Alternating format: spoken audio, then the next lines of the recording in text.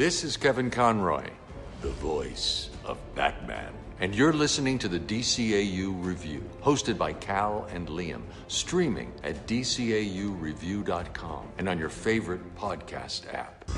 Gotham City is out of control. An entire city screaming in fear. Supervillains walk the streets, preying on the innocent. They will learn the true nature of power. The police are powerless. A creature prowls this urban wasteland. What is that? He moves in darkness. For some, he is a rumor, a name whispered in the corridors of the underworld, waiting for the chance to strike. Let every criminal know the acid taste of fear. You crazy! Bat! Giant bat! Gotham has forgotten what justice means. The Dark Knight is here to remind them. Who are you? Batman. Good guys wear black. Welcome, everybody, to episode 246 of the DCAU Review. I am one of your hosts, Cal. With me, our other host, my good friend, my good brother, the man that runs our Twitter account. He's a year older now. He's so much wiser, but he's still the best part of the podcast, in my opinion. It's Liam. Liam, welcome to a new month and a return to where it all began for us, where it all began for the DCAU, where our love of Batman began. So many things began with this show. We are once again returning to Batman, the animated series, here in the month of February. We got a as we do with Batman, with all the associated Batman shows, we review them in order, in production order, in particular for Batman the animated series. And man, we're just hitting a stretch of just some all-time home run, very memorable episodes that we'll get to talk about in our next few stays in Gotham City. And maybe none more famous or more memorable than the one we're talking about today, which is, of course, the episode Trial. That is right. I think you have your standouts, the things that the episodes that people remember that stand out for good reason, and monumental episodes. This one has a lot of memories for a lot of good reasons, and probably stands out to a lot of people for just the sheer amount of the rogues gallery that is represented here in this episode. We have a lot to talk about, so we'll get right to our official IMDb synopsis for this episode, which originally debuted here in the States on the Fox Kids Network. I guess it's Fox Network with Fox Kids programming block on May the 16th, 1994, which means we are coming up here just a few short months, if you're listening to this in the original broadcast, at least, on the 29-year anniversary of this episode's original debut. And of course, before we get to the IMDb synopsis, it is, of course, brought to you by The Pod Tower. Head over to youtube.com/The Pod Tower, and you can get our entire catalog of episodes, including every Batman the Animated Series review that we have done to date, as well as all of our other bonus episodes and other reviews as well. Not only that, but you get some great content from other DCAU content creators as well. Let's get the official IMDb synopsis for this week's episode.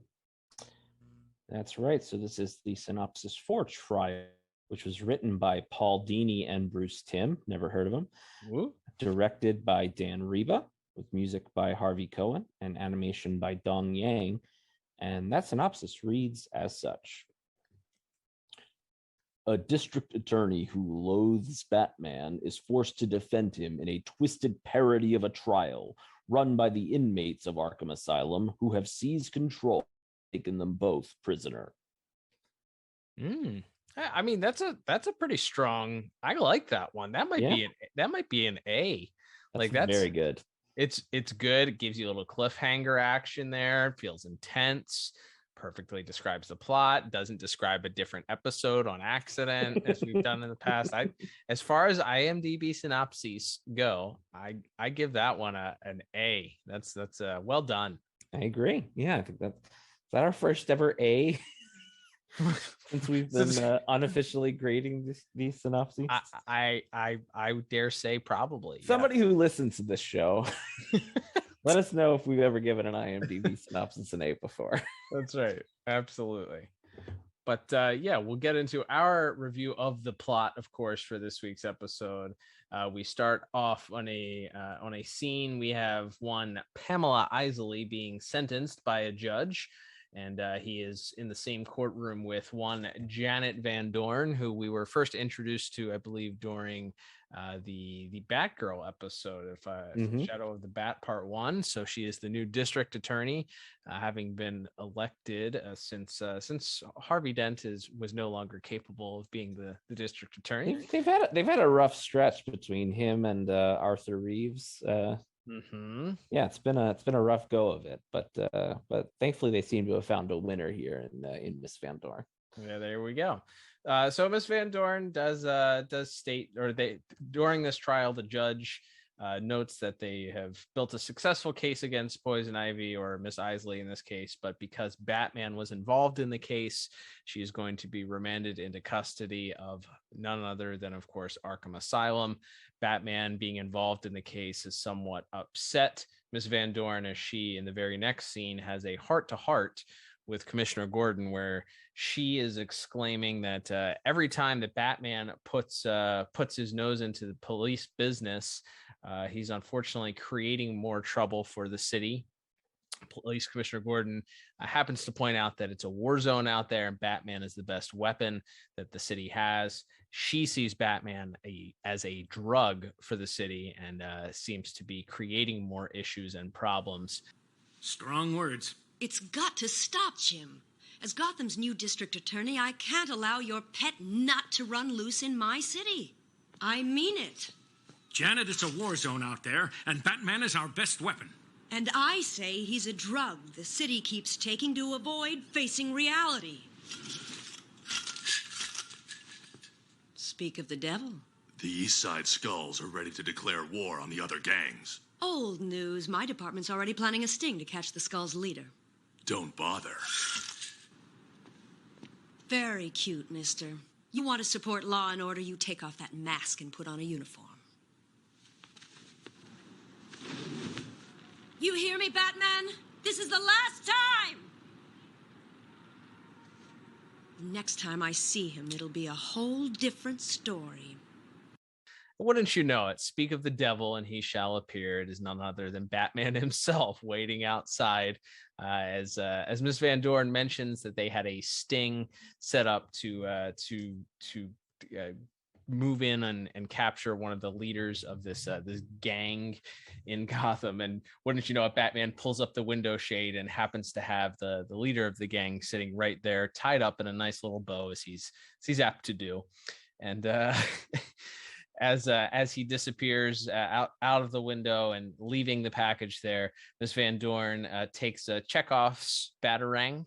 At this moment, Batman leaves a batarang on this gang leader as he's tied up and hung up outside of Commissioner Gordon's office window. She takes the batarang, puts it away, and says that the next time she sees Batman, it'll be under very different circumstances. And that's sort of a wink and a nod to our very next scene, Liam, as Miss Van Dorn is having dinner with none other than Bruce Wayne.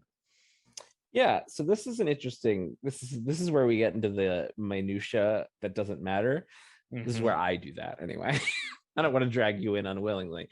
No, this is what we do. This is what the podcast is. But on this particular road, so it's established very quickly that Bruce and Janet know each other. Mm-hmm. It appears that this is a date. I would agree. So they have a pre-existing relationship. He immediately tries to, not the most subtle guy. He immediately goes to try to kind of prod her and ask her opinions of Batman. And he clearly knows, because he just had this interaction with her. Right. So he's trying to, and of course there was a clip of her on the news that's of her sort of, loudly crusading. So he's immediately kind of going after her. Then she gets a phone call and is called away, and she disappears suddenly, and then Bruce sees the bat signal, and we're off to the races for our episode. But this little interaction, I'm like, well, did they ever have what if this was a date? Was there ever a second date? Just recently, actually brought in the Adventures Continue.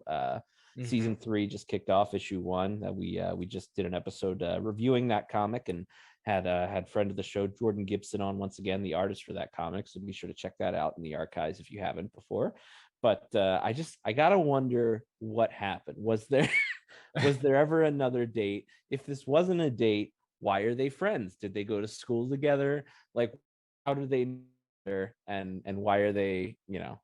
I thought it was pretty clear based on Bruce's like leering, I guess is the word that I'm going to use, that when Miss Van Dorn excuses herself, she gets a phone call at the table and she excuses herself, and there's like this shot that lingers on sort of over Bruce's shoulder, him clearly watching her walk away, which is uncomfortably long, but makes me think that that's what they were establishing there. Plus, Bruce got it. We don't talk about it in visuals now because it's so small, but Bruce got himself a brand new suit for this thing. Like he sure did. He didn't go brown and yellow. He didn't go Old Faithful in this one. He went out and got himself a brand new gray suit with a white button-down shirt and tie.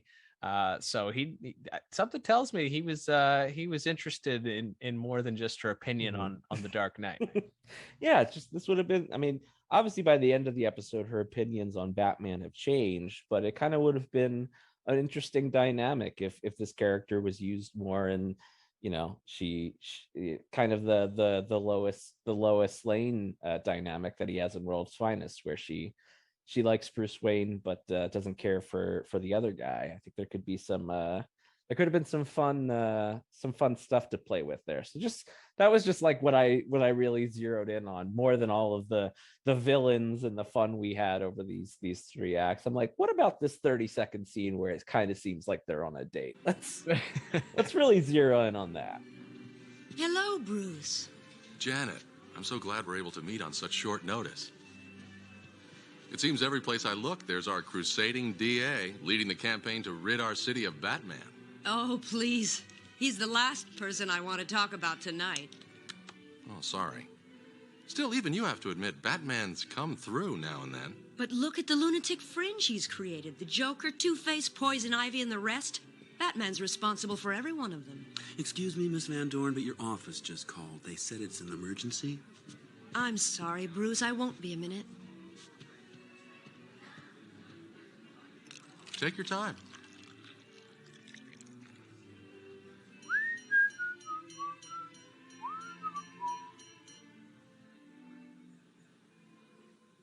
Excuse me, have you seen Miss Van Dorn? Not in the last half hour, sir. Look! Must be trouble.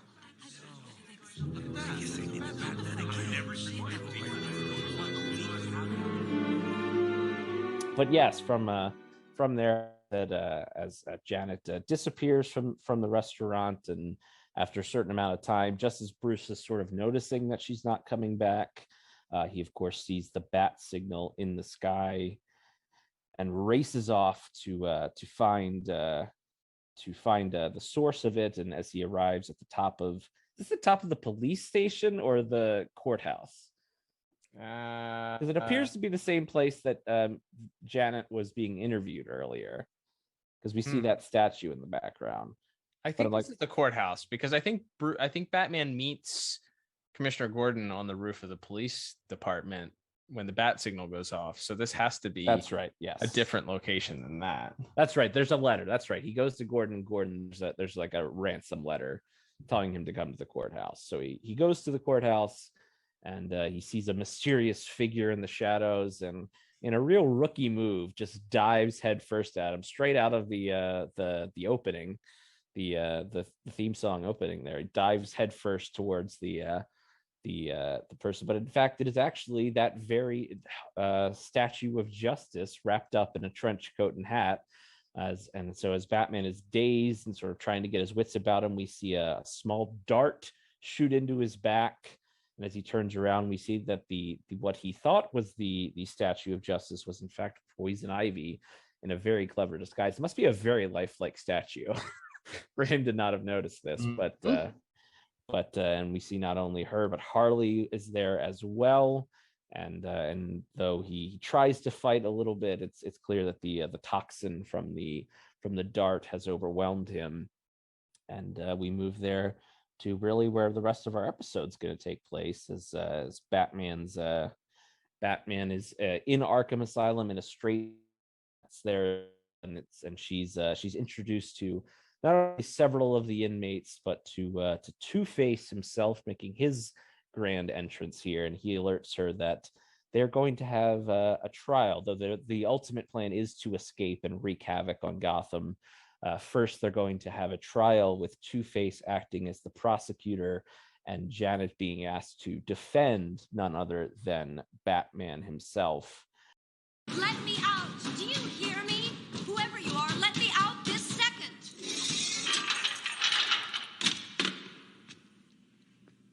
Welcome to Arkham, Van Dorn. Two-Face. Don't bother screaming for help. The white coats can't hear you. Matter of fact, they can't do much of anything, thanks to the Mad Hatter. You're going to escape? Eventually. We got some legal business to settle first. What do you mean? I'm talking about a trial. Me, the prosecutor, you, the defense, and your client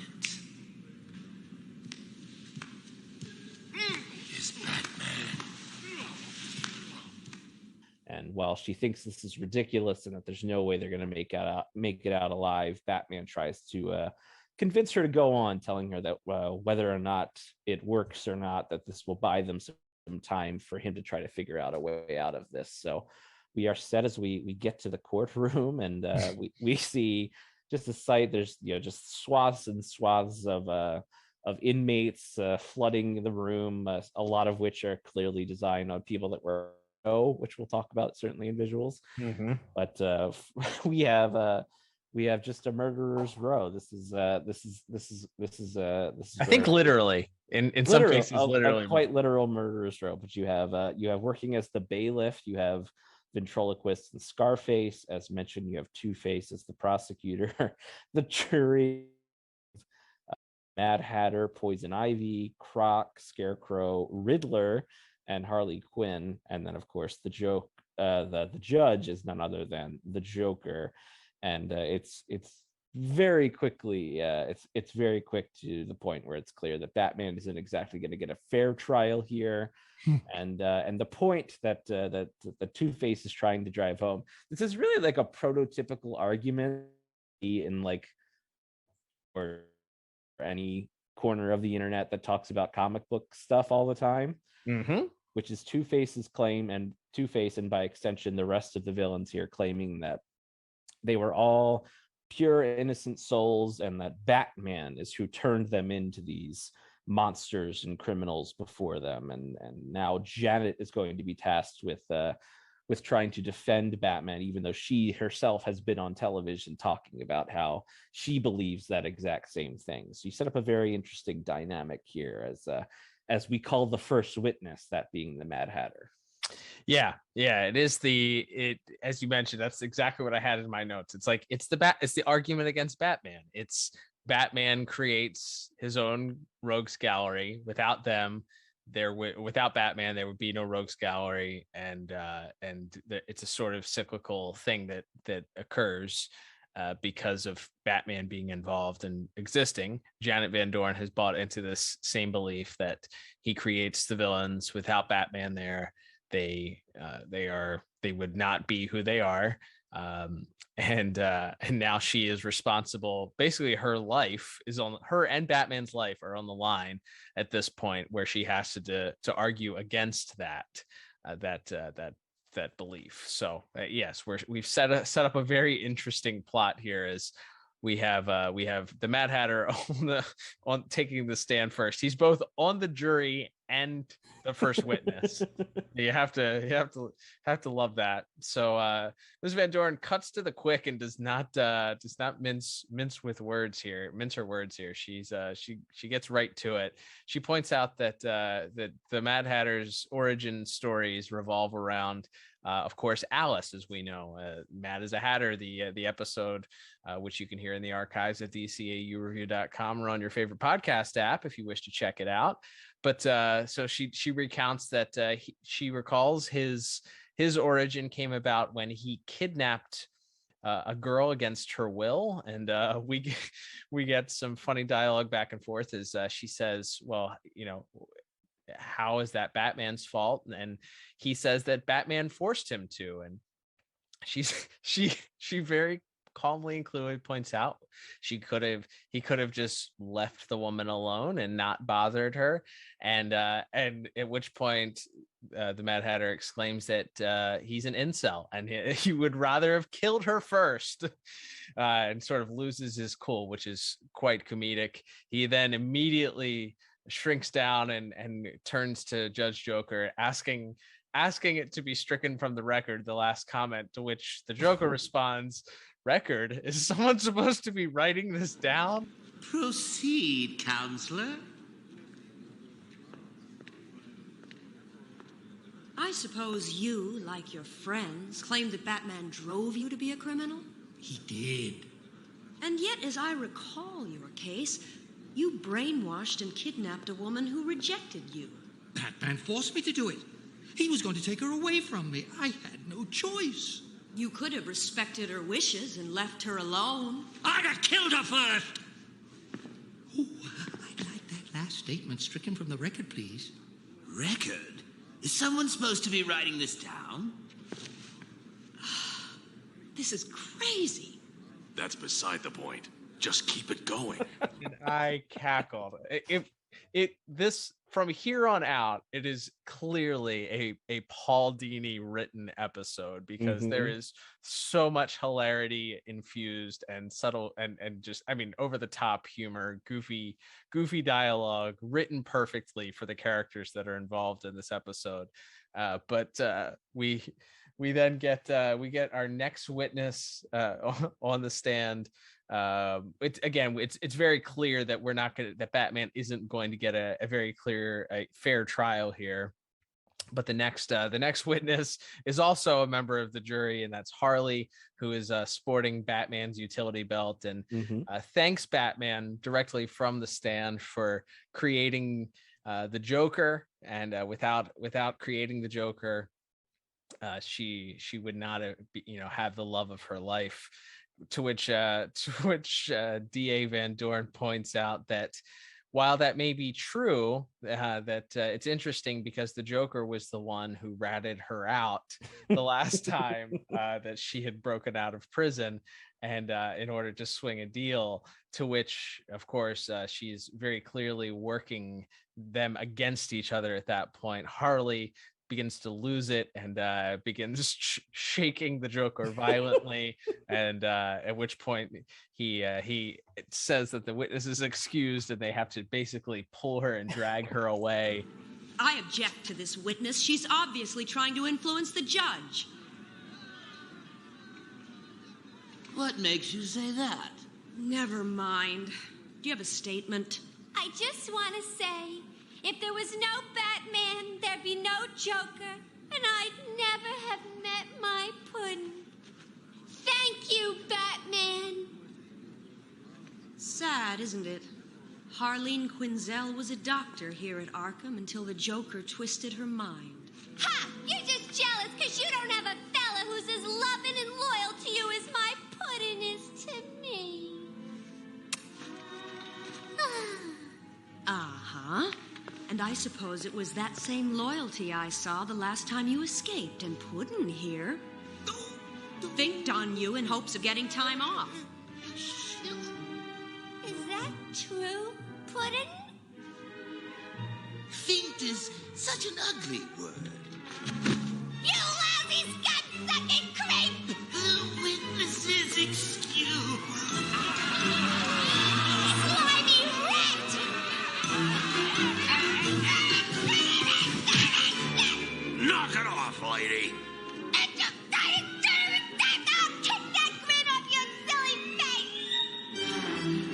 I love a kid's cartoon when goes back to Looney Tunes, which again, not a surprise, this being a Paul Dini, or at least co-written script with Bruce Timm, where there's like they can't swear, so they're just saying kind of gibberish as they're being dragged away. So Harley, Croc pulls Harley off of her, and she's just like rougher, like she's not. It's like the little dog from Wacky Races or something like that. Like it's so funny, and it's so quirky, and like we have these little vignettes versus, you said, with Mad Hatter and Harley, and then we get to the Poison Ivy one, which is, I think, is pretty darn funny as well, with Miss Van Dorn sort of pushing her buttons over her love of plants, pointing out that she has a near that in fact she loves plants more than people. And it also involves a very funny aside where Poison Ivy is barely trying to pretend like she's kind of doing the charade, but she's not really, to the point where she's like, yeah, Batman should have just let me kill Harvey Dent. Everyone would have been better off. And then it cuts to Two-Face, who is also doing the fake Looney Tunes cussing under his breath. It was just perfect. The comedy of that. But yes, and then as to illustrate her point, Miss Van Dorn takes the flower off of the Joker's lapel and begins to pluck the flowers and pluck the petals off of it as Poison Ivy gets more and more agitated, to the point where she physically attacks Miss Van Dorn and has to be subdued once again. And it's during this, there's a couple of little cutaways where we see that Gordon and Montoya find this tracer device that Batman had left behind, but it's broken.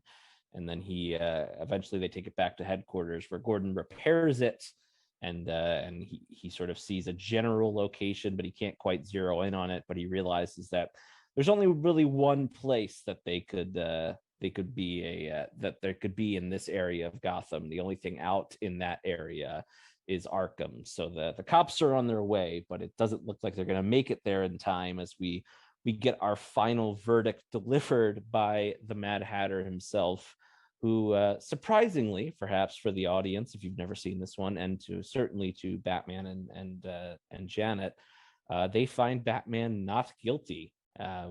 Janet kind of gives this final her closing arguments that while Batman may have inspired the gimmickry of the villains of Gotham City, the over the top nature of some of their choices, in the end, that they all clearly were on these paths of self-destruction and violence long before Batman ever came to Gotham. And in fact, if anything, these sorts of people are what created Batman.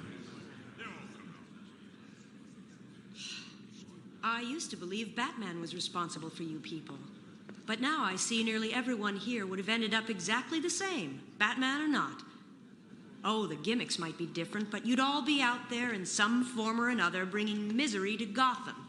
The truth is, you created him. So it's a really cool twist on that. As we talked about, it's such like a prototypical argument about the character of Batman.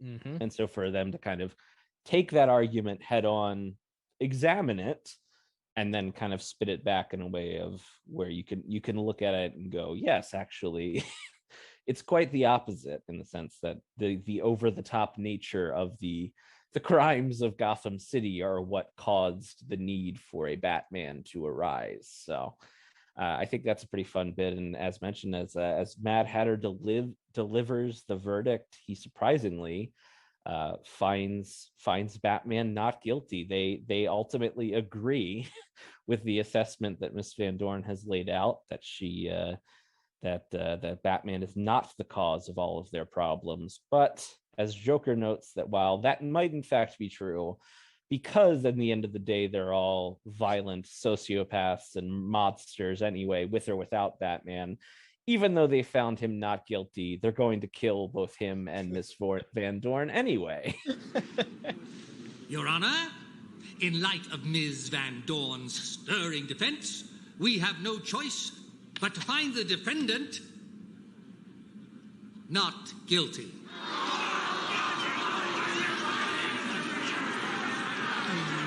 amazing. Well done, Counselor. You've proven that Batman didn't create us. That we, in fact, messed up our own rotten lives. And as we are so rotten, vile, and depraved, we're going to waste you anyway.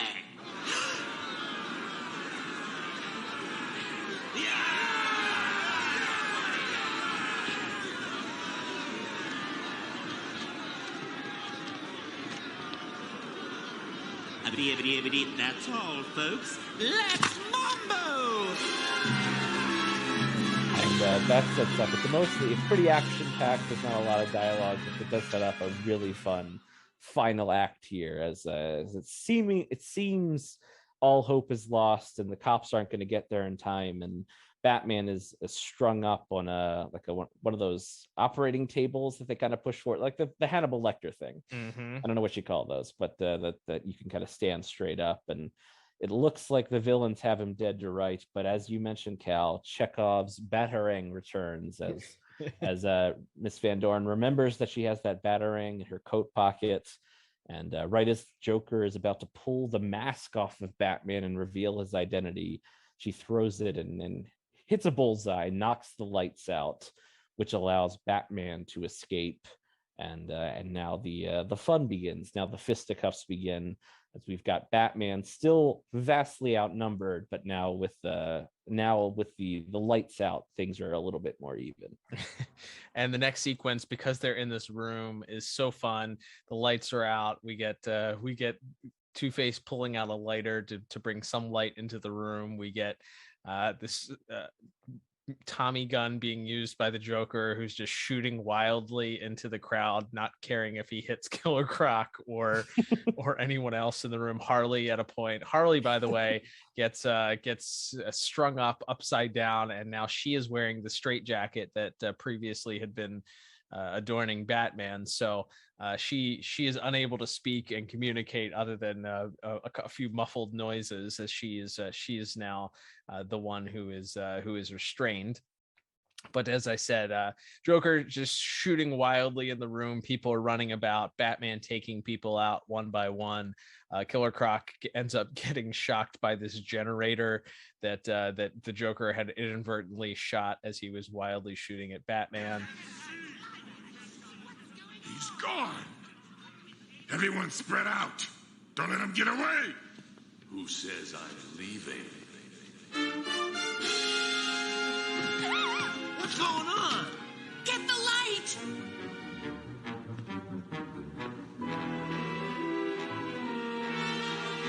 Nobody panic.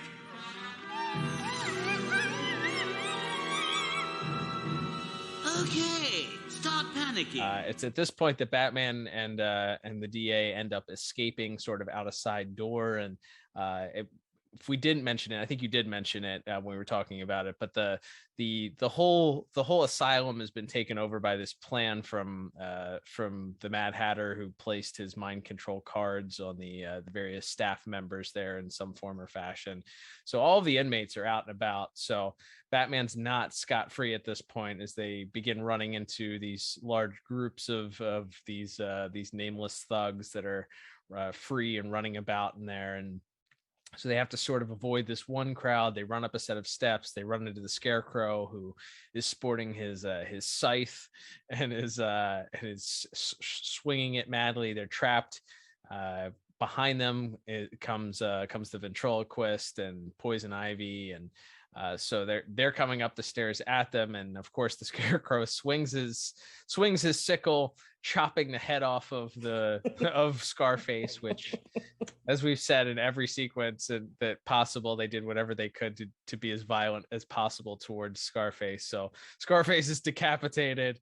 His kappa was detained from the rest of his body. His head goes bouncing down the stairs, and Batman is able to foil with some fisticuffs the Scarecrow, and he and the DA again attempt to escape. And just when it seems like they are actually trapped, as Two-Face cornered them with a rather large gang of inmates, it's at that point that Batman ends up throwing one of the inmates into the crowd, grabs one of the inmates, throws him into the crowd, and shoots a grappling hook out and through a skylight in the asylum. And as they make their way to the exit, wouldn't you know it, just in time, the GCPD, Commissioner Gordon, and the rest of the mob show up at gunpoint to take care of the escaped convicts at that point. On the roof, however, Batman is comes face to face. You have to have like a final boss in this episode, right? Like like Batman can't get off that easily. And wouldn't you know it, Judge Joker has made his way outside, and he manages to restrain Batman with a well-timed knotted rope, and he has it sort of hanging over one of the beams. So he's swinging back and forth as Batman hangs there, attempting to hit him with a cartoonishly large judge's gavel.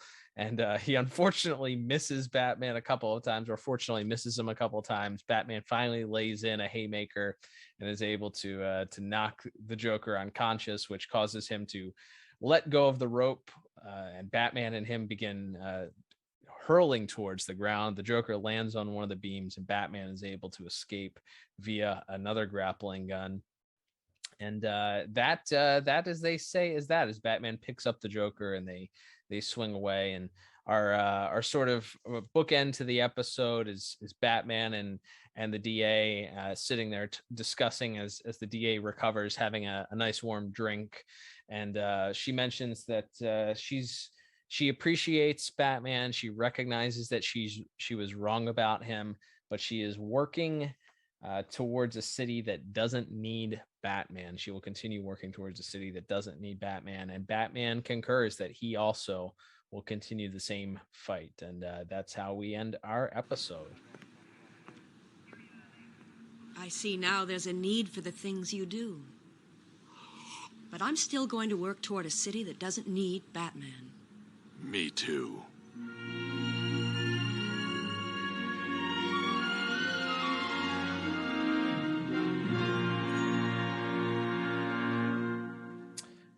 Liam, give me your thoughts on plot for this legendary episode. Pretty good. Yeah. Yeah. No, it's so much fun. Again, this episode just as a concept is a lot of fun. We were talking a little bit off the air. I think it's mentioned it might be the Batman animated book. I know it's been stated other places that this idea of the villains of Gotham City putting Batman on trial in Arkham Asylum was the original idea for the first animated Batman the Animated Series movie, which obviously eventually became Mask of the Phantasm. And it is fun. It does feel like maybe, we could talk about that in a minute of whether or not we think this could have worked as a feature-length story or not. But just as it is, you could have just had the fun, because you only have a 22-minute story. You could have really just relied on just nothing but, hey, it's this guy. Look at all these villains, and they're here together, and all of that, and just kind of solely relied on that. The fact that you make Janet a character that you care about, because at the start you open the episode with her, and you understand why she is frustrated with the system, and with Batman in particular for not working within that system.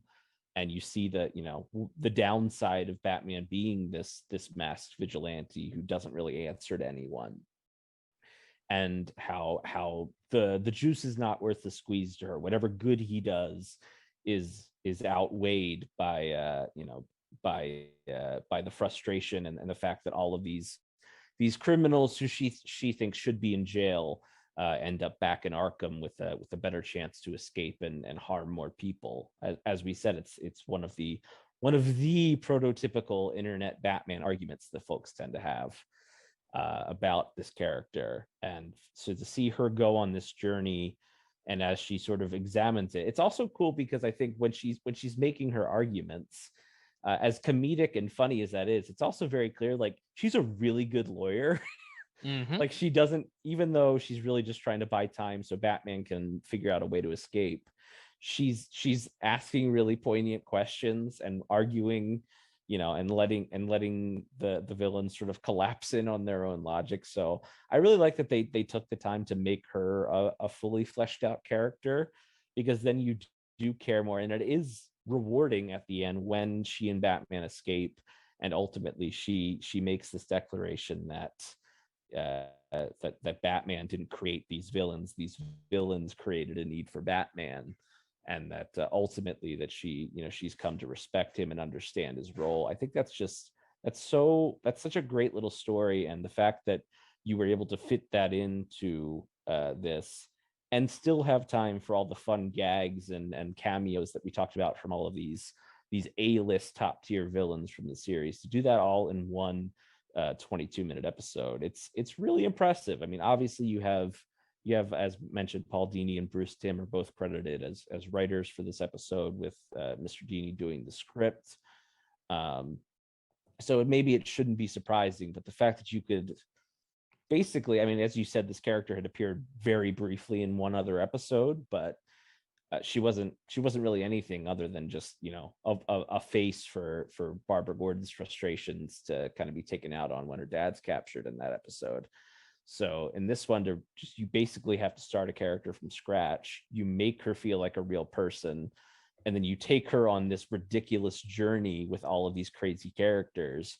And at the end, she's changed, and maybe Batman has come to understand and respect her side of the law as well. It's just like it's a wonderful little journey, and the fact that they packed so much into a 22-minute cartoon is incredible. Yeah, that's great insight. I wholeheartedly agree with you. I guess it didn't dawn on me that you had to sort of introduce this character, establish who she was, do so in a way that didn't feel forced. Also, like it doesn't come off as cliched in a way that, oh, of course it doesn't feel like this is just like another anti-Batman police officer or somebody that's on the law enforcement side that doesn't care for Batman's way of doing things. Like, right. How many times like a blowhard like Bullock or somebody, right, who's just shouting and waving her fist. Like, she has concrete reasons to not like Batman that we get to see. Right. Precisely. Yeah. It could have very easily been just another one of those characters. And the fact that they were able to give this character dimension and depth in a small amount of time, and you get to see the transformation of the character from going from that to even though by the end of it she understands Batman, it's not so radically changed where she's like, all right, can't wait to work with Batman now. It's like, I'm still going to work so that you don't have to exist anymore. Right. Like, she sticks to what her original plan was, which also I feel like makes it less of would have been more cliched if they had just done that to the character. Like, oh, now she's on Team Batman also. It's like, well, she understands. She doesn't blame him for the crime. She doesn't blame him for who these criminals are. However, she wants to make it so that he's out of a job. Like, she wants to put him out of a job, which is great, because as Batman clearly aligns with that too. Like, he doesn't want to have to be that person either. So yeah, I agree with that. This episode's so fun. It's the perfect amount of comedy in those very both literal and metaphorically dark scenes of Batman being put on this trial. And so much of it is that, the comedy that balances out the real stakes that are had in those scenes.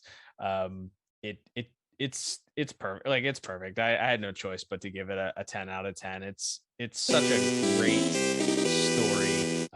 The fact that they were able to tell so much in a 22-minute episode also, as you said, is just remarkable. It didn't feel rushed. It didn't feel like there was a moment that was wasted or that was superfluous. Beggars can't be choosers. If this had been a 2-part episode or a full length movie, would there have been more memorable or enjoyable scenes. Maybe you stretch out some of you have more people come in and be witnesses, or you get more cameos from different characters. But for what they did, it's hard for me to not say that this episode is perfect as far as the plot is concerned. It's good. It's great. Yeah, absolutely. I gave it the exact same score of 10 out of 10 for that reason. Yeah, I as like a thought exercise to consider what you could add if you had let's say, like I said, a two-parter or let alone a 70 or 80 minute movie to play with here. And you think, well, you could have lengthened out the trial a little bit more. Maybe you do a little bit more preamble with a little bit more action in the first part, and Batman catching Poison Ivy before the trial or something, and then maybe in part two you can do more with Gordon Montoya looking for Batman. Maybe you get Robin involved or something, and they're all on the hunt trying to figure out what happened to Batman. But as it stands, this one is so perfect, and I would hate to, but as we said, it uses its time so efficiently that the risk of potentially adding in something that might come across as filler or not as good as what we got, I'm fine with leaving this alone as a 22-minute episode.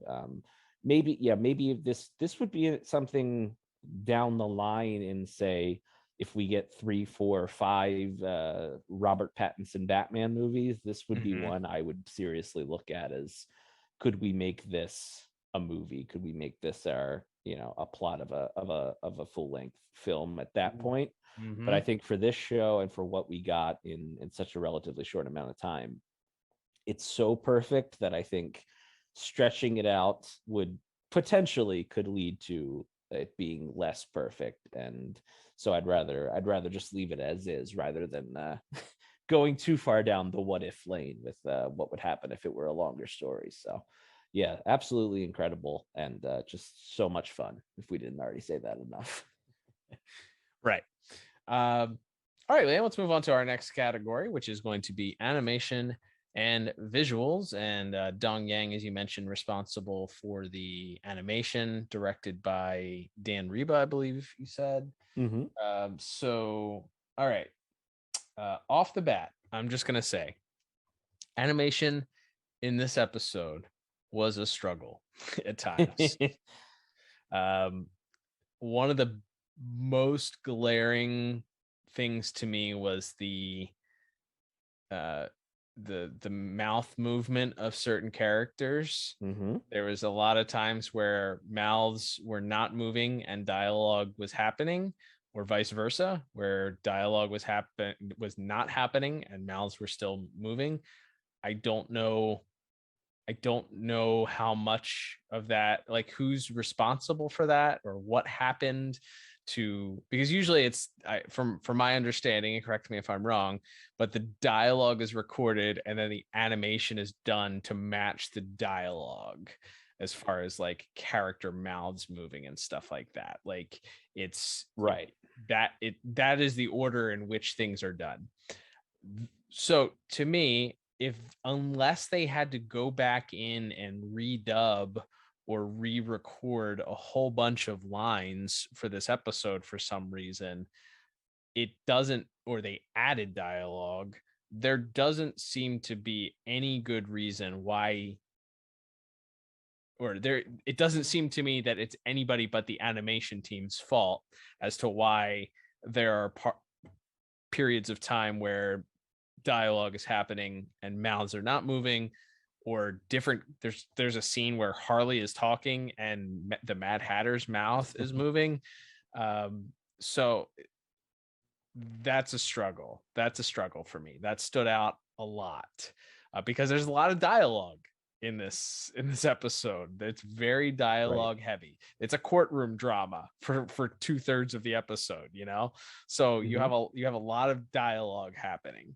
And there's a lot of those moments where it does not line up, or the mouth doesn't move when dialogue is happening, which made me feel like I was watching like a dubbed anime or something like that. Like which is sort of alien when you're watching these episodes. So that not good. The animation overall, there were definitely some things that felt character models that felt a little bit off. The scene with Batman in the outside of the courtroom, where he gets ambushed by Harley and Ivy. He looks very odd. Like there's some weird, when he pulls out the tracking device, it's a very oddly animated Batman. I'll just say that. Like he doesn't fit on any of the normal models that we're typically used to. Yeah, we're almost trending towards, because he's got the super sharp square jaw. So I think we've moved into that era where this latter half of the episodes, they were a lot more strict with that when it came to storyboards and then animation. There's less of the droopy nose Batman, or a lot of the Dong Yang episodes, if you looked at it, like they did, I think, I Am the Night, and there's like that other kind of really broad Batman with like some like with the longer swoop back ears.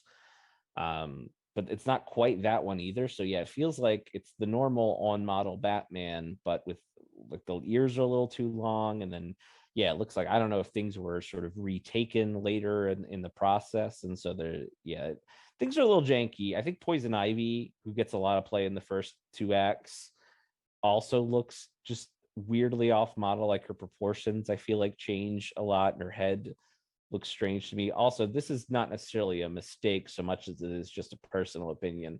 I've always thought it's weird that her one lip is a different color. I don't know if we ever talked about this, but her lower lip is a different color than her top lip. I don't think we've ever talked about that. It's interesting. Yeah, I just thought I've always thought that's a strange choice. I don't think it's in every episode that she's in, but there's a couple where it is, and this is one of them. So speaking of Ivy, that same scene that we were talking about, she has the wrist gauntlet on and shoots Batman in the back with the wrist gauntlet, and then in the very next scene, the wrist gauntlet has disappeared.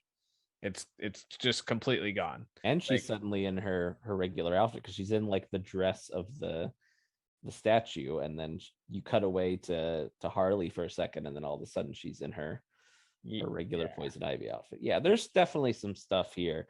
I think the third act brings up the score for me personally. Agreed. Brings the score up a lot, because it's a lot of that shadows you talk about when the lights go out and Two Fates illuminates the line. So it's these very, very dark, minimal backgrounds with just this little bit of orange light from the lighter illuminating everyone, and you just see glimpses, and then you see Harley back up, and then you just see Batman, his silhouette appear behind her, and then she disappears into the shadow, and then you cut, they all turn around, and the light hits Harley, and she's upside down, as you mentioned, in the straitjacket. And some of the stuff of Batman fighting Croc in the dark is really, really cool. The coloration in that whole sequence is great, and I think it is animated better, certainly in that third act, and a little bit more, a little bit back to normal. But yeah, the first 2 acts, I think, especially the first act, as you mentioned,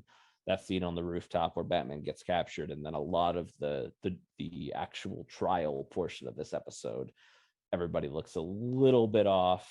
And I think the actual animation itself, like when people are walking and stuff, just looks a little rigid and stiff. So but again, that third act is a lot of fun. There's a couple other small visual moments I like during the trial when she's delivered her final argument, and she just kind of goes over to Batman. She's like fidgeting with her glasses a lot in this episode.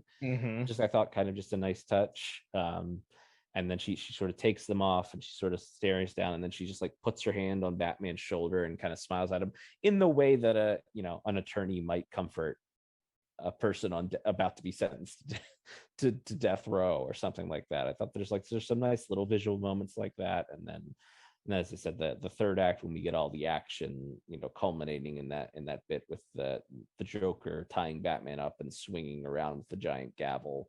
Joker also does like a little wardrobe change. He has like the judge, like old timey headdress on, the wig and the powdered wig.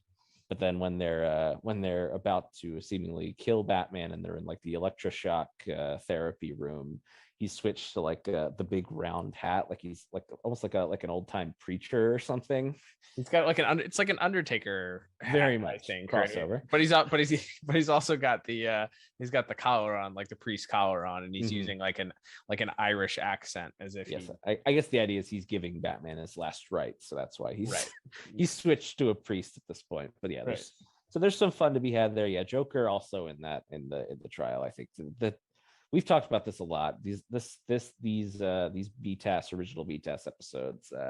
There's really not one consistent Joker model, and the eye shapes and things like that tend to change a lot from shot to shot almost. But yeah, so overall I ended up settling on a 7 out of 10, because I do think that final act is fantastic and is some of the coolest visual stuff in the whole series, maybe.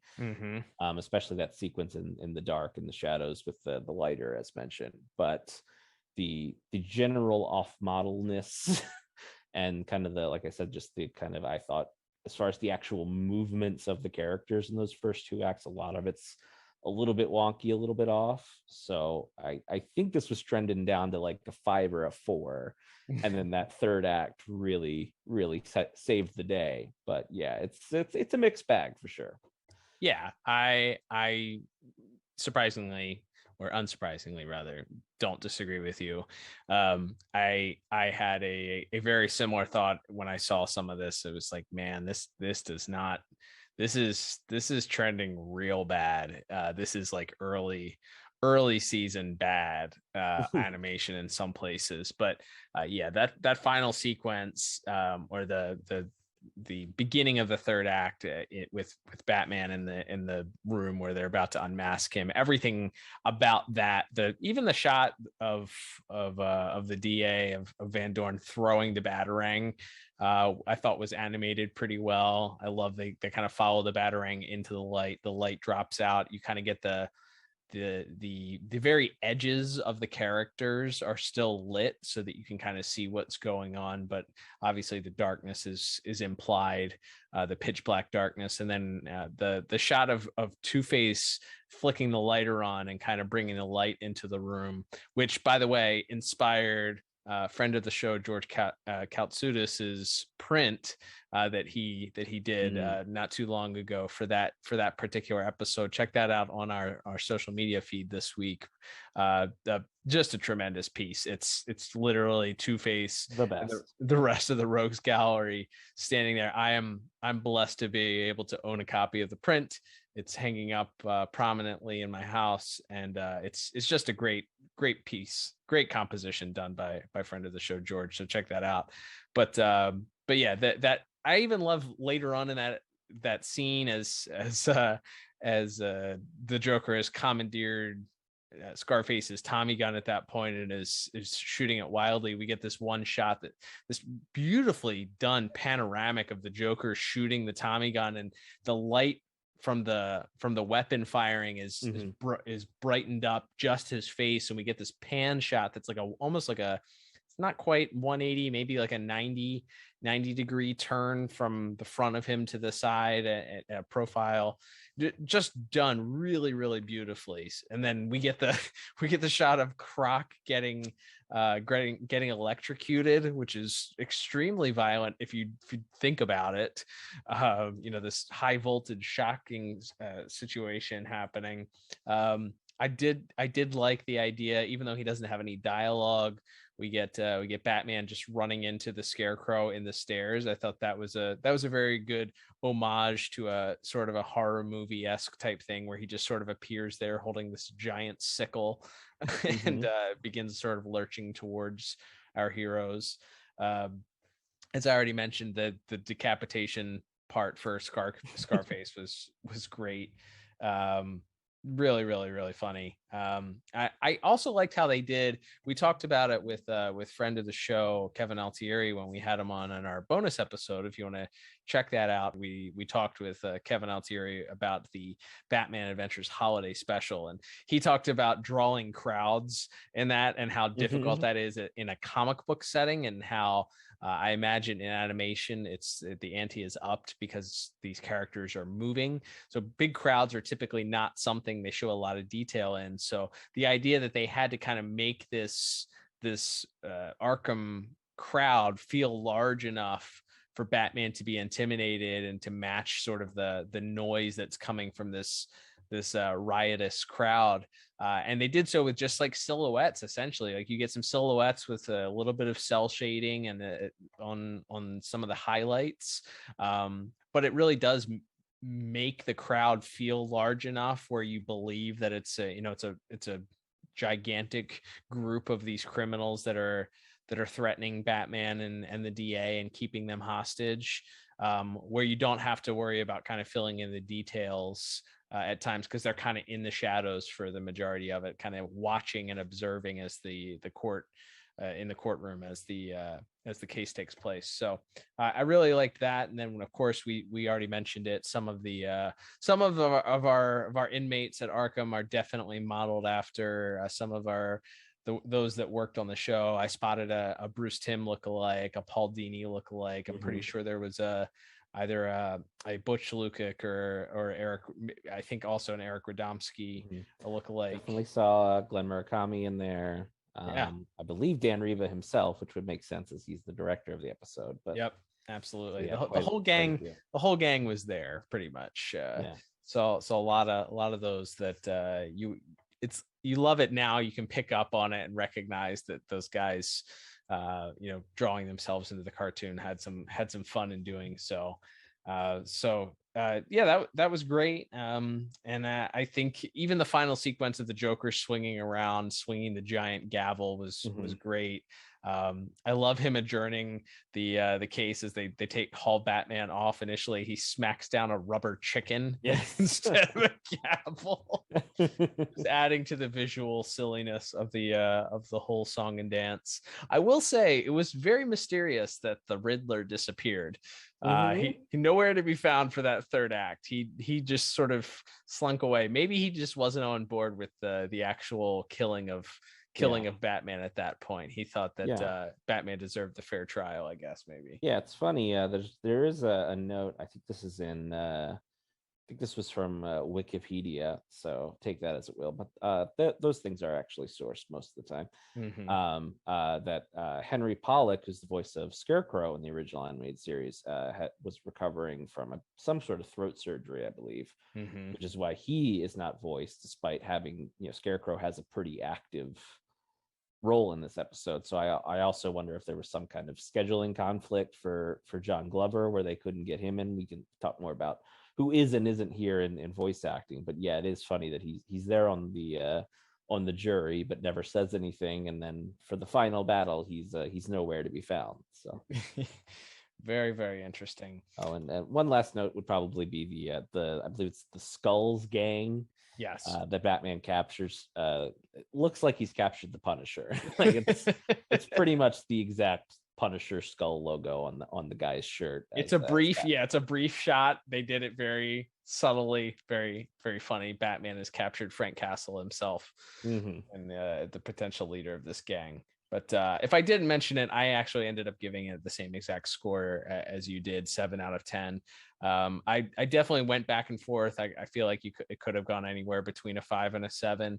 But I think that final sequence, everything with from the time that the lights go out to the time that Batman is able to foil the Joker at the very end, I really enjoyed that, and it felt like it brought it up enough to deem it on the higher end of my score. Felt generous after that, Absolutely.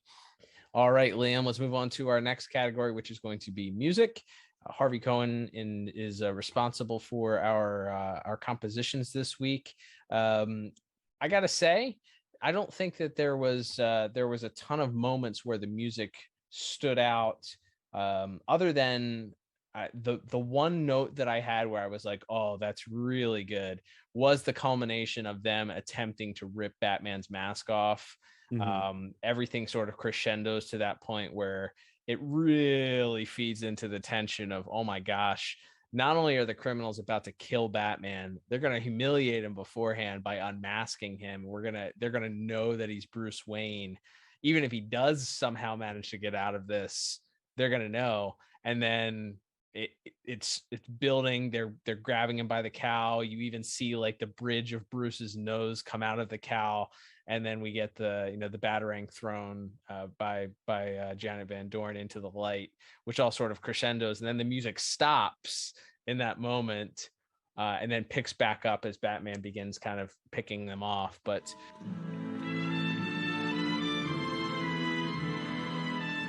and now for the final confession, the big secret you've kept from us for so many years. Brothers and sisters, at long last I give you the man behind the bat.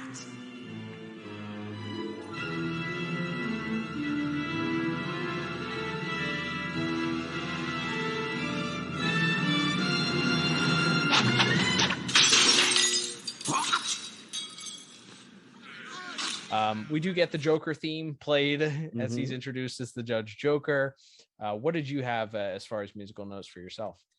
Yeah, I think for me, maybe what was not necessarily surprising or not necessarily a bad thing, but that maybe they didn't lean into those villain themes more. You have Poison Ivy, Harley, Joker, Two-Face, Scarecrow, and even though they maybe are less memorable, you have Croc and Scarface and some of those guys as well. So the fact that they kind of went for more of, I guess they were trying to do like a court drama soundtrack for a lot of it.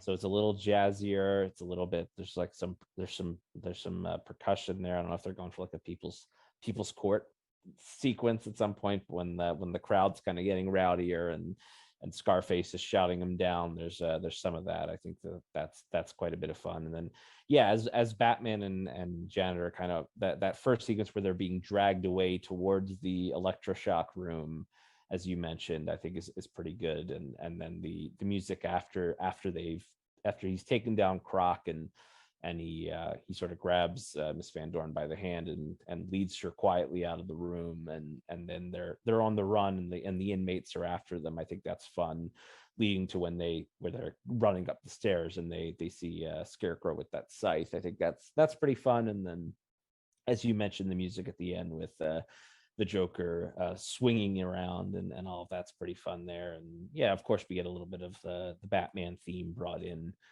from time to time, especially in that sequence where he's where the lights go out and he's picking the villains apart one by one. You bring that in there and then kind of use that as your little crescendo at the end of the episode as Miss Van Dorn and Batman are having their little heart to heart. So yeah, I think there's a lot of good music.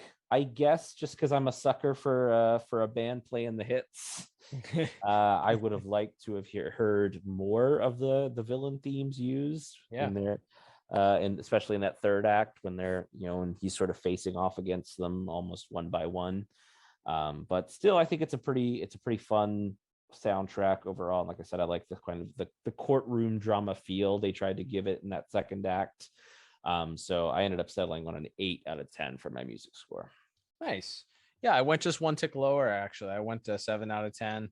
I think it would have been, if maybe they were a little more subtle and I just missed it. I feel like maybe there was a little bit of the Poison Ivy theme maybe infused in that scene with where they capture Batman, but maybe I'm imagining things. But it wasn't overt enough where I was like, yeah, this is great. I love the Joker theme that was used. It's used, as I said in the introduction, and then, but it would have been nicer to have it. It's a good soundtrack overall, though. I think it does what it needs to, and I think for me that highlight of the near unmasking, I think, was enough to give still a pretty strong score. Absolutely. All right, Liam, let's wrap things up here. We'll be here for a while because of the rather large size of the cast. Of course, we're going to go through here and talk about our voice cast. Lots of memorable and notable names here from the usuals, plus a new voice cast member for replacing our original actress for the DA here, but with a last name that we might recognize. That's right. So just quickly, we do have briefly, we have Bob Hastings as Commissioner Gordon and Leanne Shermer as Montoya. I said there's not a lot for them to do in this episode, but they are along for the ride. And then, yes, as mentioned here, one of the person who has the most dialogue of anyone in the episode is none other than Stephanie Zimbalist. And if that last name sounds familiar, as Cal referenced, that's because she is none other than the daughter of the voice of Alfred, Ephraim Zimbalist. And ironically, they picked an episode that her father wasn't acting in, so she didn't actually get to share a recording studio with him. But I did see on, I don't know if you were about to point this out, so apologies if I'm about to step on your toes, but at least on the DCAU wiki, they claim that she and the late Kevin Conroy both went to Juilliard at the same time. So she does get to play off of somebody, even though she doesn't get to play off her father in any bits here, she does get to play off of somebody that she was quite familiar with. Absolutely, and like her father and like Kevin, she has a real knack for this. She does have a recognizable voice.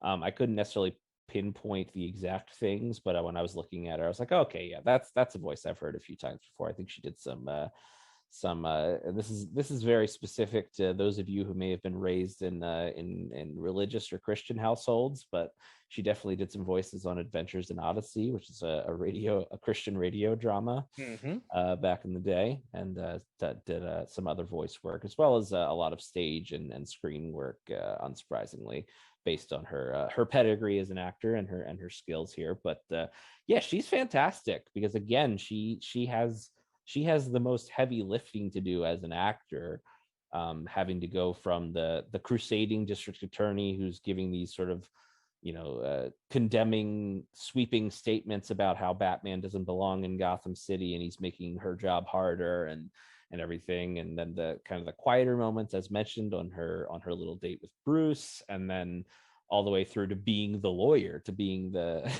to kind of ferociously defending her client, that being Batman, and then, as we said, having this sort of genuine change of heart by the end, and her and Batman kind of agreeing that they should both work together, to make a Gotham where Batman doesn't need to exist anymore.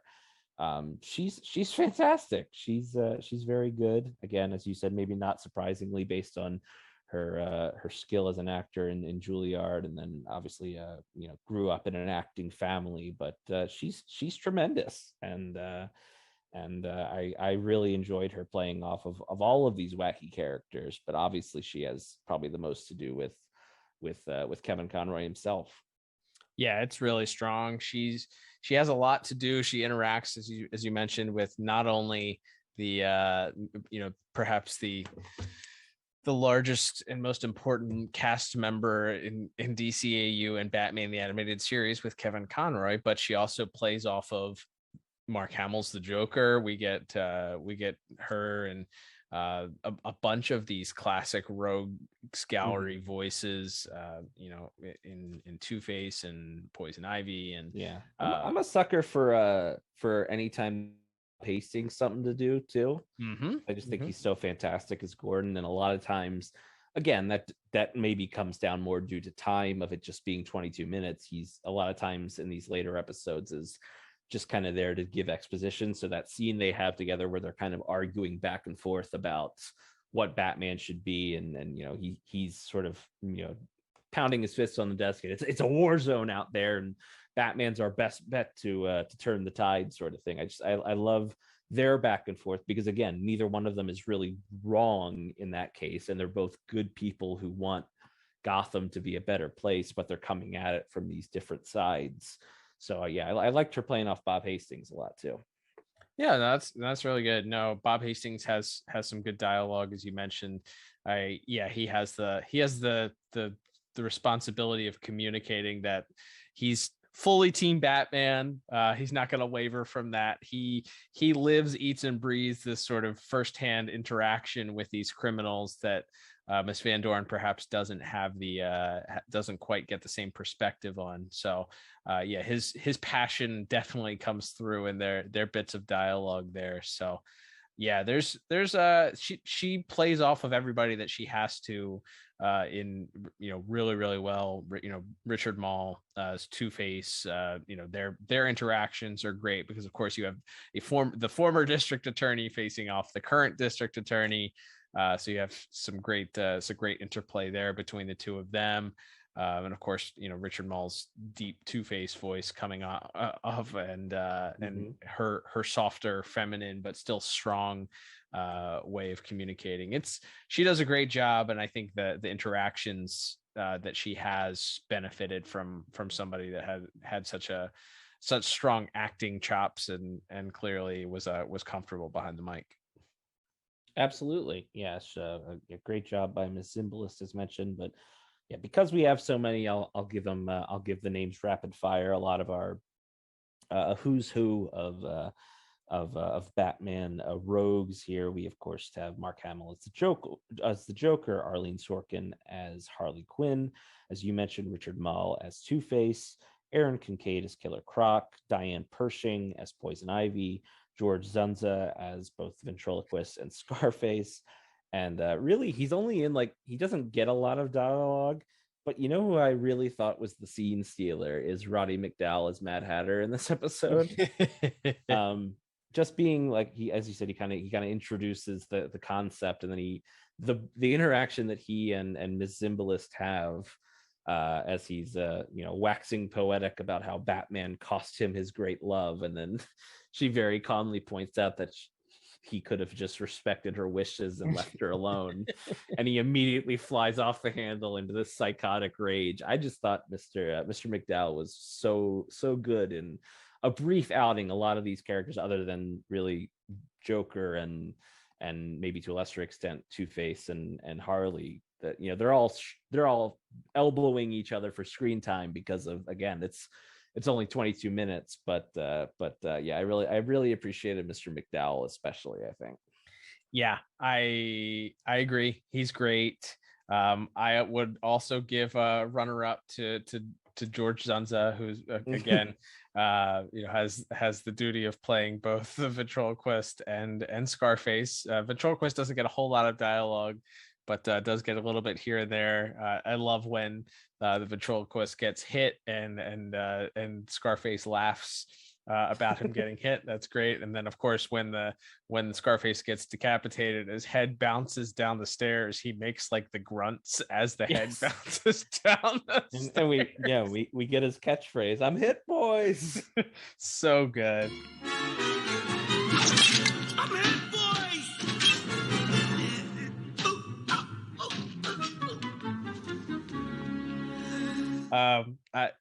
We'd be remiss not to mention the fact that Killer Croc's obsession with killing Batman with a rock once again gets brought up as they're shouting things as Batman is let in, and his main line of dialogue is of course that he wants to kill him with a rock. So that running joke continues here. Gotta love that. I guess that probably leads us to our main event. Of course, Arlene Sorkin gets some great lines, as we mentioned, interacting. I don't know if we mentioned this. This is the first on-screen mention that Harley was a doctor at Arkham Asylum before she met Joker. Mm-hmm. So a fun little bit of trivia here if you're looking for the first on-screen mention of that.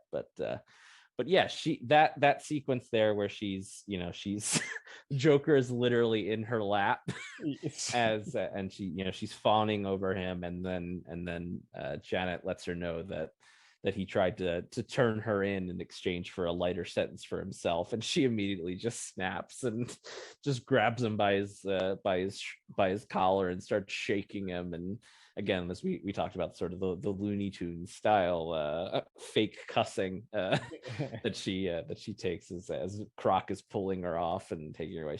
The great stuff here. Not surprisingly. And then we get, of course, the ending there with the Joker. I really enjoy, of course, Mark Hamill and Kevin Conroy getting to bounce off each other is always great. But he also throws in, which I believe this is a Sammy Davis Jr. reference.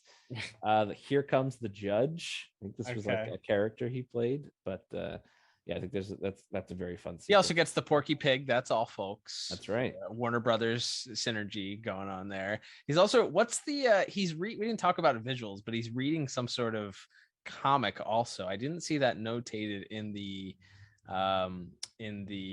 notes as if it was some sort of homage to something, but he's definitely reading some cartoon comic that maybe a nod to like one of those like Jerry Lewis or little Jerry Lewis or something like that comics. Yeah, usually it's Tiny Toons, but I don't think it was in this case. It was not. Yeah, but before we get into our scores here, let me just for voice acting. Well, we'll continue talking. Mark Hamill's great, like unsurprisingly. Really good, really great, really funny, has a lot of funny dialogue, has a lot of deadpan, a lot of like mugging for the camera, essentially. As I mentioned, the one where the part where Mad Hatter asks him to strike it from the record, I had to pause it because I was laughing so hard. It's so good. Wait, somebody's supposed to be writing this down. Outstanding. So good. Yeah, he's got. I love later when ventriloquist, as I said, he commandeers the Scarface's Tommy gun and he's shooting it and at Batman in the dark. And the ventriloquist or Scarface exclaims that he's going to shoot Croc. He says, "What's your point?" The only way out is through me.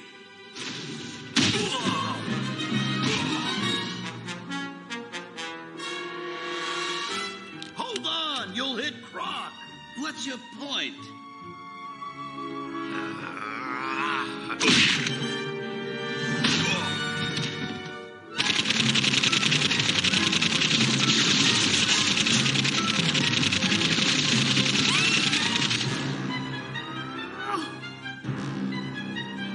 Watch where you're shooting, clown. It's incredible. It's great, incredibly written dialogue. Like, kudos to the writers for just some great, incredible dialogue. But also, no one else is going to pull off and make that so incredibly funny as Mark Hamill does. Just as we talk once in a while about something that sticks with us, not so much because it's in the episode, but because it was used in a lot of ads and promos after it aired. And the Two-Face shouting, Richard Moll's Two-Face shouting, "Nobody panic," followed by Joker saying, after they all see Harley strung up, saying, "Okay, start panicking." That was used in about 1 million. I think that was still being used once it switched over to Kids WB. Yeah. It's that one's burned into my brain. So good. For sure. So good. And then I don't know if you want to talk, of course, about the main event, the late great Kevin Conroy, of course, doesn't have because the episode is so sort of overshadowed by all of the supporting cast. We don't get a ton. We get his Bruce Wayne. I feel like there's almost more Bruce Wayne dialogue than we do Batman dialogue. But we mentioned his chemistry with Miss Imblist is great. His sort of initial butting of heads felt very much like a Batman versus somebody that's anti-Batman, whether it's Harvey Dent or in later series, in World's Finest, Superman or whoever, somebody that clearly isn't a fan of his. He's not a fan of theirs. They're not a fan of him. But by the end of the episode, as we mentioned, I love the part where he just sort of leans over in the middle of this sham of a trial. And she's like, "This is nuts." And he's like, "Just keep going," like knowing that she has to stall for time. You can see through Mr. Conroy's performance, you see Batman sort of warming up and recognizing that, yeah, they're on the same team. He needs her in this moment in order to be able to stall for enough time. So he's going to do everything he can to try and like get on the same page as her. So I think that's communicated well through the dialogue. We get, and of course we get a little bit of verbal sparring at the end between him and Mark Hamill's Joker. So that's always welcome as well. But really, really good, unsurprisingly, I think. Yeah, absolutely. So after we've just talked for the last little bit here, I don't know how my score could be anything other than another 10 out of 10. Yeah, it's a who's who.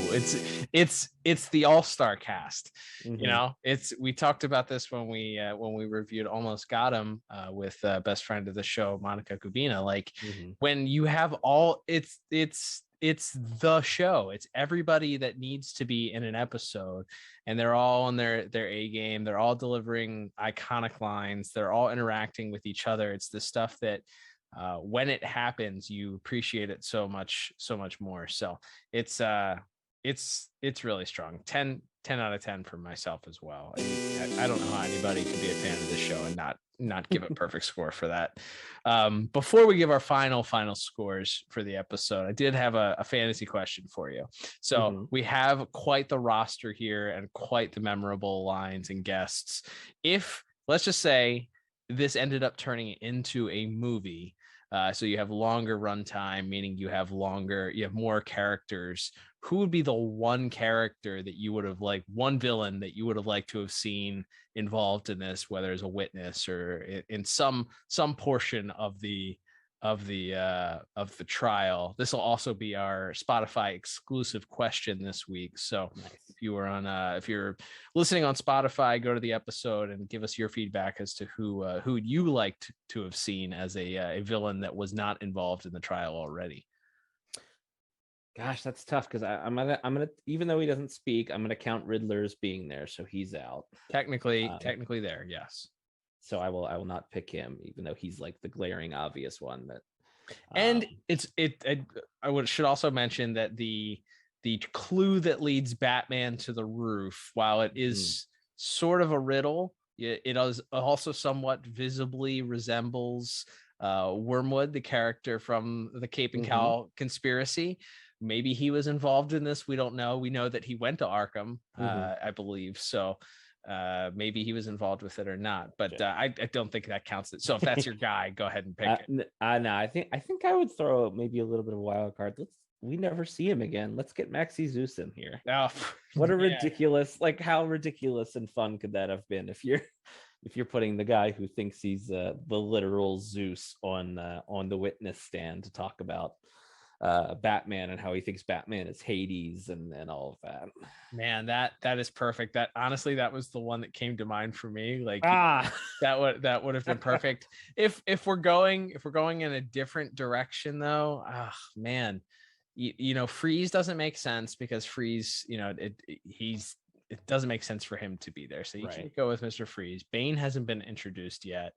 You already have Harley, you have your whole main cast there. I really think you're spot on. I think Maxie Zeus is the one that makes sense, unless you're going to do something like Sid the Squid or like you know, one of those one-off characters that. And I can't imagine he went to Arkham Asylum. He probably went to one of the prisons if he went when he was he was let out. So I as far as the criminally insane, I think the only one that you're really missing would be Maxie Zeus, which would have been great. He could have delivered quite the soliloquy from the from the stand there about the whole cast of characters. So that definitely would have been a welcome and fun one to include for sure. All right, Liam. Well, let's total up. Before we continue, that of course is our bonus point sound, and that means that we have a bonus point here. That would be from myself. I'm going to give a bonus point, Liam, to the title card because boy, oh boy, it's just another one of those that I love seeing right off the bat. You get the Lady Justice, you get Trial comes across the screen, and you immediately know what episode you're about to see. Like, there's no doubt in my mind we're about to see, oh yes, it's one of the best. I love the title card. We've done a lot of discussion recently over on Twitter at DCAU Review about a lot of artwork and different things. And I know you specifically talked about like how I think we bring it up here at least once a year on the show. So how there isn't like a coffee table book collected edition of all of the title cards is beyond me.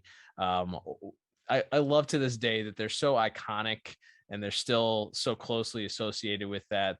As we mentioned, the continuing Batman, The Adventures Continue comic book series is even giving homages to them this season with variant covers that are homages to those. Friend of the show, Jordan Gibson, also did their own version of the title card, released it on their Twitter in the past couple weeks. So I love the title cards. This one sticks out to me as one of those that is just iconic in my brain and just perfectly matches. It says everything you need to know about the episode here. You got the Lady Justice coming out of the darkness, and then the word trial across the screen immediately invokes like, what am I going to see? If you're seeing it for the first time, it's like, ooh, what am I going to see here? If you're watching it for the 100th time like we did tonight, it's like, yes, we're getting down to business here. So absolutely love it. Absolutely, yeah. I love that is a bonus point. Yes, we often talk about how much that adds to the visual identity of the show, and yeah, it's absolutely worthy of one. So I love that inclusion. All right, Liam. Well, wrapping everything up here with my final scores, I come up with a 35 out of 40. Meaning we're I just ended up a point shy of this being in our top picks. So really good, but not a top pick for me. What about you? Yeah, and unsurprisingly, you would have been, I believe, 1 point lower, but your bonus point puts you into a tie with my score, which was also a 35 out of 40. Do we need to debate rewatchability? It's great. Oh, it's yeah, it's one of the, like you said, I think right at the top of the show, you really hit the nail on it. It's one of the episodes where if you watch this as a kid, or you watched it through, but it's been a while, when you're thinking about, what are the best episodes or what are the most memorable episodes, more importantly, because doesn't always mean the best ones. Like I wouldn't necessarily put this up against like I Am the Night or It's Never Too Late or some of those really gripping character drama episodes. But it's so much fun and it's so memorable because you get there's only a few times in the series that you get, there wasn't a Gotham City Legion of Doom. We didn't see these characters get to interact too often with each other. So just the fun and the novelty of seeing Joker and Two-Face and Croc and Harley and Poison Ivy and all these characters playing off of each other is so much fun. And then, yeah, you add in that it's actually a great story told from the point of view of this crusading district attorney and how she kind of comes to terms with what Batman's role is in the city. Like, yeah, this is incredible. This is one of the best of the series, even if it's the best for a completely different reason than, like we said, some of those smaller, more character-driven episodes are. This one still has some really great character beats, and it's also just it's just so much fun. Yeah, I'm with you. Nothing to add. Definitely 2 thumbs up for this one. And if you haven't watched it already, stop what you're doing right now. Go watch the episode. Loads of fun. And if you haven't seen it in a while, maybe this is the day that you go back and check it out. It's definitely worth it. All right, Liam, let's begin to wrap things up here. Thank you, everybody, for tuning in this week. Thank you so much. We love hearing your thoughts on this episode. Tweet us at DCAU Review or comment on our posts on Instagram at DCAU Review. We'd love to hear your thoughts, your individual scores for these episodes. We love hearing people's scores. That's one of the great things that we get to interact with, and a lot of our fans do that on Instagram. So give us your feedback. What did you think of this episode? What did you think of the individual categories? Did you feel like we were a little too harsh with the animation? Do you feel like we were spot on with that? Give us your thoughts interact with us, join the conversation. Do that over at Twitter and Instagram. As I mentioned before, if you're listening to us on Spotify, which is just one of the many podcast apps that you can listen to the podcast on, there are exclusive questions and polls that you can interact with us there. Give us your thoughts. Who would you like to have seen? Are we missing somebody here? Would you like to have seen them shoehorn the Penguin in, even though he's not criminally insane? Would you have shoehorned him into the episode somehow if he had a longer runtime? Give us your thoughts. Who's that missing piece that could have been added from the Rogues Gallery that would have been an interesting addition to the trial here over at Spotify? If you're listening to us on any of the other podcast apps, including Spotify, we'd love to get a 5-star review from you. And if you have the option to leave a little paragraph or blurb, tell people what you love about the episode and the podcast, we would greatly appreciate that. We've gotten a couple of those reviews recently on Apple Podcasts, and thank you for those that have left kind words and told people that are potentially checking us out what it is that you enjoy about the podcast. That helps us out a lot. We appreciate that. Don't forget, if you want to support us in a couple other different ways, monetarily, you can click on the link at the bottom of the podcast to link to our Anchor site, anchor.fm/DCAU review. You can donate to us directly if you wish to support us and buy myself and Liam a coffee.